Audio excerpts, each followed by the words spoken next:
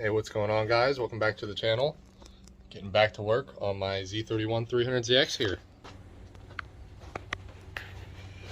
As you can see, I went ahead and got the engine in and set it up where I wanted. I did some measurements to make sure it was mostly centered in the engine bay, and we got some spacers underneath the oil pan between the steering rack just to give it some gap there.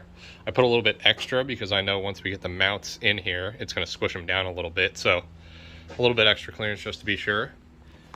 The engine, compared to the last setup I had in here, is about 2 inches farther back. So it's got a lot less clearance from the firewall there, which is good because it sets it farther back from the actual, well, where's the hub? So the hub's about here. It's actually right about where that cross member is. So it sets the whole engine and trans back a lot farther. So that's going to get me a lot better cornering with this thing, even though it's not really for taking corners, but I want to be able to take corners with it. As you can see, here's our little tower right here that we're coming off of, and the engine mounts here and here. So there's a little plate that goes right here. So I got to get from here to there, which is a decent gap on this side. We go over to the other side. You can see it's actually a lot closer. So there's where the plate bolts on, and here's the bolt. So it's a lot closer. Now here's an idea of how much farther back the engine was, because before this was actually directly smack in the middle. So you can see the middle is now about here. So that's about how much farther back the engine is than it was before. Not a huge difference, but it should make a huge difference. Here's one of our 2 mounts that we're going to be using for this thing. This is a 240SX polyurethane mount, which is going to work just fine because it's just a 1-bolt setup. Set that in there, and then I'll make a plate to go on top, and we'll figure out how to weld it together and make it go over there. Got one of these for each side. Obviously, they have these little spacer bushings. I only had to take 1 out because it came with 4. Took 1 out, and it's the same exact height as the factory mount. If I wanted to, I could actually take 1 more out and get this a little bit lower because it doesn't need to be exactly the same since I'm making my own. But we'll figure out how much clearance we actually need in order to get this done. We're also making a trans mount. Let me kind of get you under here. You can get a peek. See, we got the polyurethane mount, and then each side here, right there and right there is where we're mounting to. I already got under there.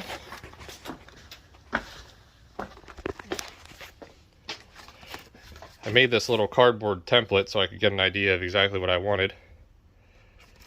It's got the bends in the right places and the holes marked out. This isn't going to be exact for how we need it, but this is going to be close enough that I can actually cut something up out of this plate right here, which this happened to be perfect for this. I'm going to cut it to length, put all the bends in it, and then I'm just going to slot these holes. That way, if it is off by a little bit, I should be able to slot it, figure out exactly where I want to put it. So we're going to get to work on this first, because I want to have the trans mounted. That way the engine's all set in place, and then I can kind of scoot the engine side to side a little bit to get it exactly where I need it, and then we should be good to go. So we're going to get started on that. I'm going to start, maybe do a little bit of a time lapse of me cutting that, bending it with the torch, and getting it all ready to go. So let's get to work.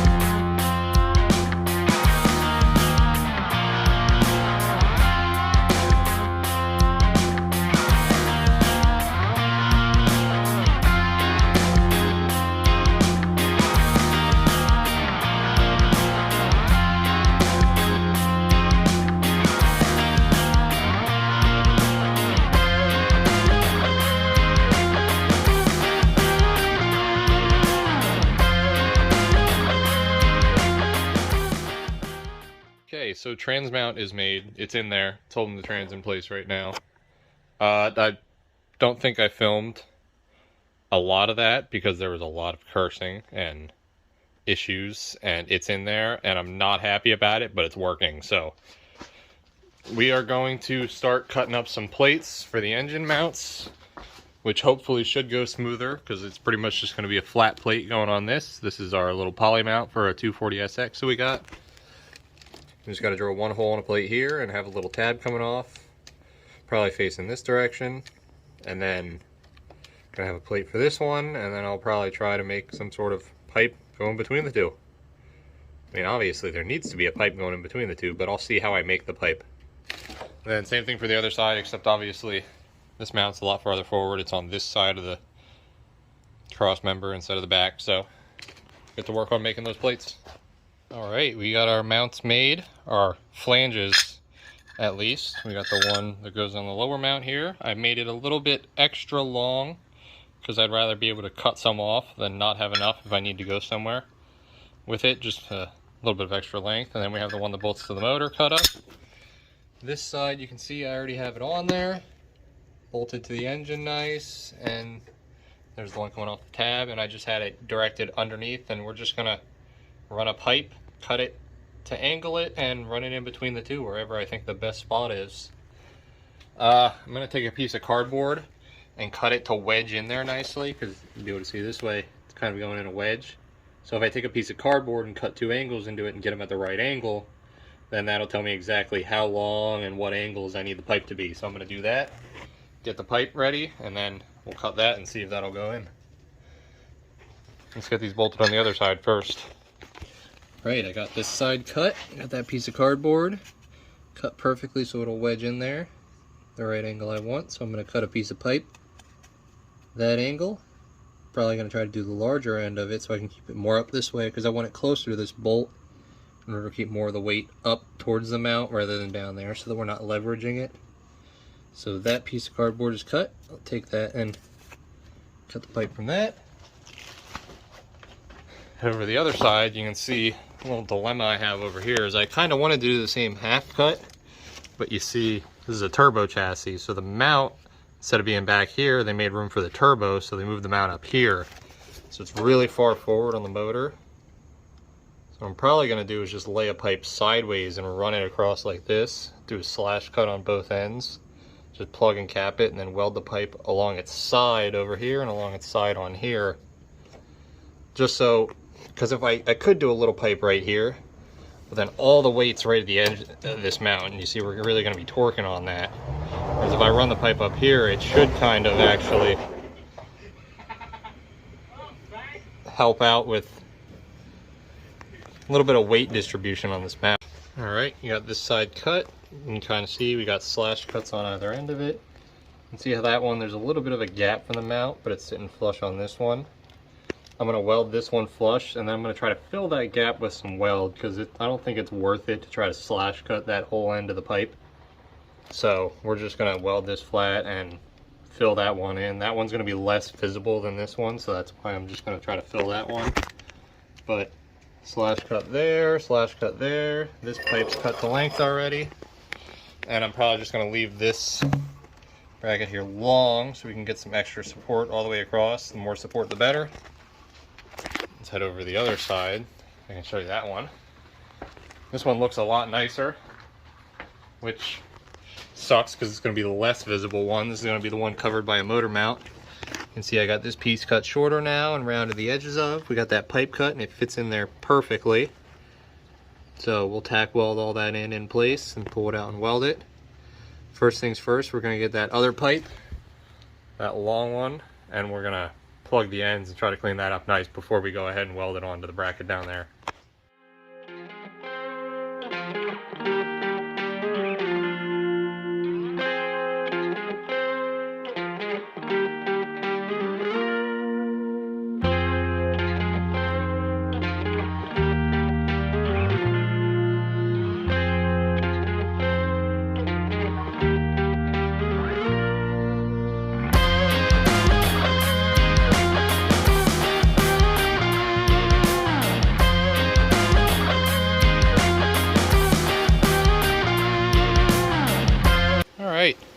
Welds aren't perfect, but they're not horrible. I actually changed to a different welding wire midway through, and the other welding wire was so much better. I typically use Lincoln wire, but I think this one's called Furny or something with an F. Way better. I mean, that weld was with the whatever the F name is, and that's with the Lincoln. Wire makes a huge difference. It welds so much smoother. This is all flux core stuff, so. But those should hold up. We're gonna do some wire wheeling and wire brushing on where we can't get in with the wire wheel, and get this cleaned up, painted, and see if it fits and holds the motor up. I literally took these and threw them out, and like took one of them and set them under the gutter here, and the other one and set it in a puddle and just let them cool down after I welded them. So it's only been like 5 minutes since I welded these, and they're cool to the touch.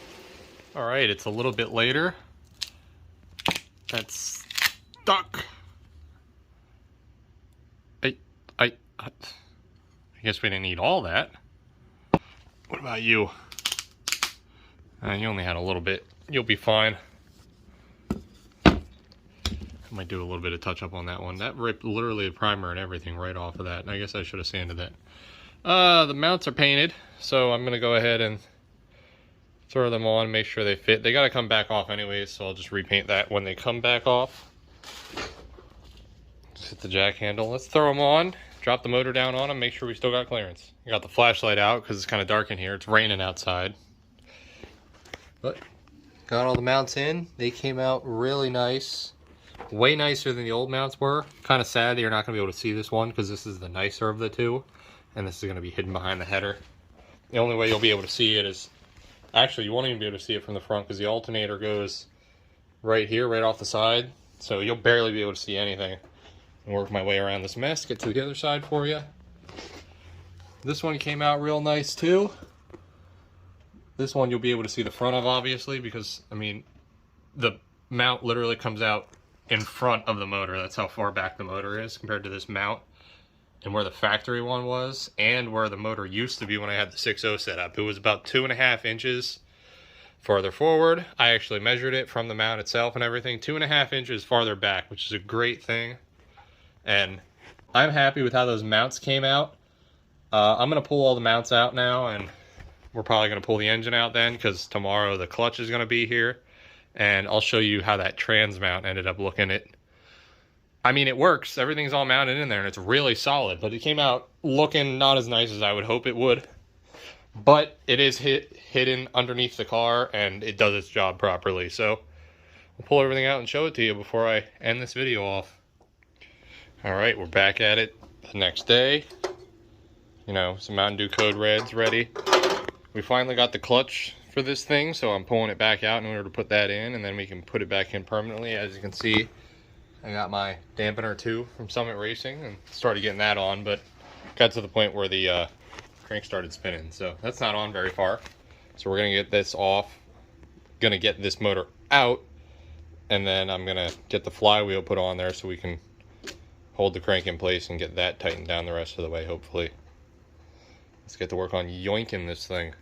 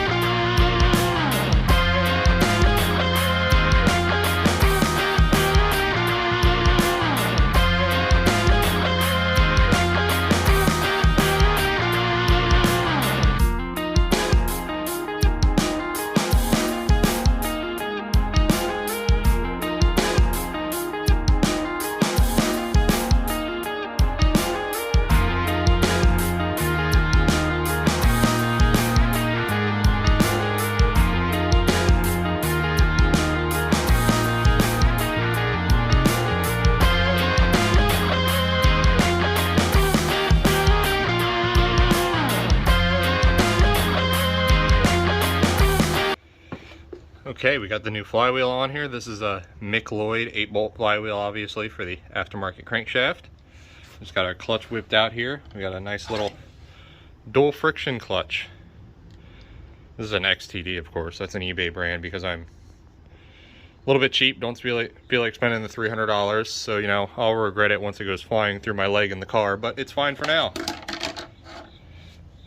We got that. We got to get our pilot bearing tossed in there. I got to throw some grease in this too because they shipped it to us dry, which most companies don't do, which is probably why it's an eBay company. So let's throw a little bit of grease in here, get it tapped in there, and we'll be good to go. Okay, we got the flex plate and the clutch on. Flex plate, that's pressure plate. Got the pressure plate and the clutch on, and I know I did it right because look at how easily that moves in and out. That's a good way to check if you're not sure. If you really struggle to pull this out, you didn't line the clutch up properly. So make sure that's nice and easy. I mean, look at that. No force, do it with the pinky, perfect. So now we got that all back together. Let's get the bell housing back on here so I can measure and see if I need to shim out my throwout bearing. Okay, T56 is back on. Measured the gap from the slave cylinder slash throwout bearing to the fingers on the clutch, and we have about a 1/16 of an inch of a gap, which from what I'm aware is pretty much spot on for what it's supposed to be. How you measure that, if you're not sure, is you stick something flat across the back of the bell here and measure inward to the fingers on the clutch. Measure that gap there from this surface to those fingers, and then you want to take that throwout bearing and squish it all the way in and measure from this flat surface to all the way out to the face of that throwout bearing. And whatever the difference is between those two, say this one I had 2 1/16, which is actually what I had, and from here to here I had 2 1/4. So there's a 1/16 of an inch gap left over in there. So that's what my gap is when that is pushed all the way in, because as you know, there's a spring behind that throwout bearing that holds it forward and holds it up against the fingers of the clutch because they want there to be constant pressure against those two. So that's your gap, as in if that, because when your clutch wears out, it's going to start pushing it out this way. So that's pretty much how far the fingers are going to come out when they get released. So that's all good. We're going to start taking this and throwing it back in that engine bay because I don't want to let my motorcycle sit outside overnight. So we're going to hurry up and get this tossed in. I probably won't get the trans mount in. I can finally show you guys that over here on my messy floor. This is the mount. It started rusting after sitting for only a night, which, you know, is normal because it's just bare metal. But we got slots. There's a few grooves here that I didn't want, but all three are slotted. It's a little bit of a funky shape, but it fits spot on, and I should be able to fit my exhaust through these gaps. It's not exactly how I want it. It's a little bit tweaked, but I mean, it fits and it's going to work. So I'm going to grind down the edges, make it a little bit smoother. Maybe we'll redo it one day when I have a lift and I'm not doing it on the floor here. But for now, it's going to do the trick. So I'm going to probably paint it tomorrow. I'm going to leave it out. I'm just going to have the jack hole in the trans up tonight. Just get the engine set in place and get that bolted down. But the trans mount I will do tomorrow, probably. So let's get this engine in and then we'll end the video off. Engine is in, lined up exactly what we wanted. These mounts worked out perfect. I mean, we already had them in there, so we knew they fit, but it was really easy to just slide this back in and drop it down. I have a buddy who's probably watching this video with a 240 that we could spend like 45 minutes trying to line up the motor mounts because they just didn't work properly, which is funny because these are 240 mounts, but we had custom mounts on that thing and they were horrible. These custom mounts, spot on. I mean, just drop right in. Took me like 5 minutes to line them up. Now we just got to paint that trans cross member, get that in, and then this motor is in. That's it. It's staying there. I'm not pulling it back out unless there's some catastrophic issue that I got to pull it out and fix. But other than that, it is staying in that engine bay. I did go through and bash both sides of the firewall just a hair so that there's just that much clearance between the trans and the firewall, but with the poly mounts it shouldn't move enough that it actually whacks it at all. So that's all good. Once I get the drive shaft in, I can stick it in gear and actually finish tightening down that bolt. The washer for it's actually here, because if you by the ARP bolt, you can pull the washer out and actually get enough threads in that you can start pulling in the pulley with just the bolt. You're not supposed to do that, but there's a tip and trick for you to save yourself from having to buy a harmonic balancer installer. But thanks for watching the video. Subscribe if you haven't already. If you want to see more of this, I'm going to be posting a few more videos, probably once a week, or if I skip a week every now and then, I'll still be posting more videos of this car until it's all back together and finished. Next thing I think we're going to work on is probably getting that wiring tucked back in here, and I can finally uncover this car. So if you guys want to see what it looks like without all the plastic all over it with this engine bay, watch the next video for that, because I think that's what we're doing next time. Have a good day.